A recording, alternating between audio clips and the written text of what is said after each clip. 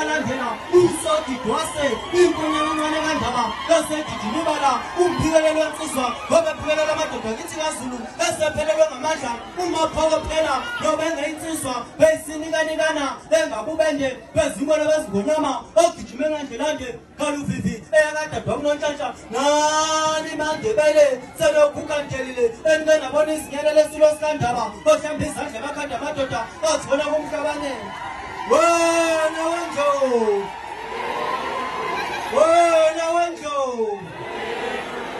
bayede Sakaloma Khosi ngonyaka